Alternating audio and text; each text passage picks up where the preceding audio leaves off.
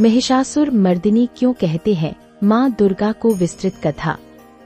बहुत समय पहले असुरों के कुल में एक महाबली राक्षस पैदा हुआ जिसका नाम था महिषासुर। वह बहुत शक्तिशाली था, लेकिन उसके मन में एक इच्छा थी। वह तीनों लोकों का सबसे बड़ा और अजेय राजा बनना चाहता था। इस इच्छा को पूरा करने के लिए उसने घने जंगलों और ऊंचे पर्वतों में जाकर कठोर तपस्या शुरू कर दी। कई वर्षों तक उसने भोजन और जल तक का त्याग कर दिया। उसकी तपस्या से तीनों लोग कांपने लगे। अंत में ब्रह्मा उसकी भक्ति से प्रसन्न होकर उसके सामने प्रकट हुए। ब्रह्मा जी बोले, महिषासुर, मैं तुम्हारी तपस्या से प्रसन्न हूँ, वरदान मांगो।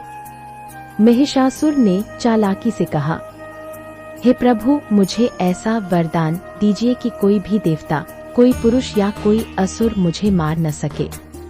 ब्रह्मा जी कुछ क्षण शांत रहे, फिर बोले, तथास्तु। वरदान मिलते ही महिषासुर का स्वभाव बदलने लगा। उसके मन में घमंड भर गया। उसने सोचा, अब मुझे कोई नहीं हरा सकता, मैं तीनों लोकों का राजा बनूंगा। उसने अपनी विशाल सेना तैयार की और पृथ्वी पर अत्याचार शुरू कर दिए। धीरे धीरे उसने देवताओं पर भी आक्रमण कर दिया। युद्ध में अनेक देवता घायल हुए और स्वर्ग पर भी उसका अधिकार हो गया। चारों ओर भय और अशांति फैल गई।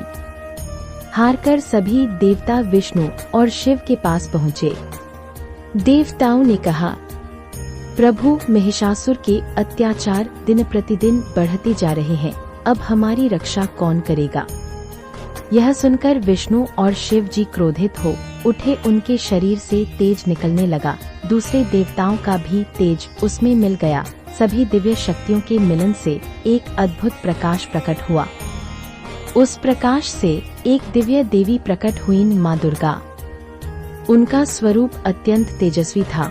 उनके कई हाथ थे और प्रत्येक हाथ में दिव्य अस्त्र थे। देवताओं ने उन्हें अपने अपने अस्त्र प्रदान किए। शिव जी ने त्रिशूल दिया, विष्णु जी ने सुदर्शन चक्र दिया, वरुण देव ने शंख दिया, इंद्र देव ने वज्र दिया, अग्नि देव ने शक्ति प्रदान की, हिमालय ने सिंह वाहन दिया। जब माँ दुर्गा सिंह पर बैठकर आगे बढ़ीं, तो उनके तेज से पृथ्वी और आकाश चमक उठे। उधर महिषासुर ने देवी का समाचार सुना और हंसने लगा। वह बोला, जिसे देवता नहीं जीत सके उसे एक स्त्री क्या हराएगी।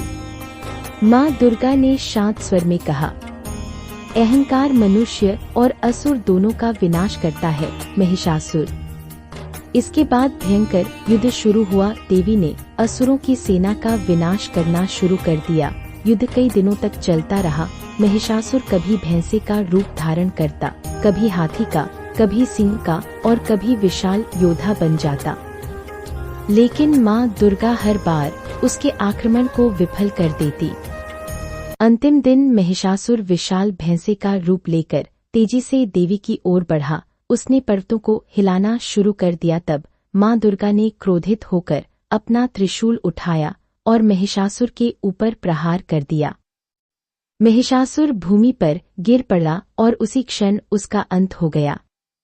स्वर्ग में देवताओं ने फूलों की वर्षा की। चारों ओर जय जयकार होने लगी। जय माँ दुर्गा, जय महिषासुर मर्दिनी। तभी से माँ दुर्गा को महिषासुर मर्दिनी कहा जाने लगा। कथा की सीख, अहंकार चाहे कितना भी बड़ा क्यों न हो, सत्य और शक्ति के सामने उसका अंत निश्चित होता है।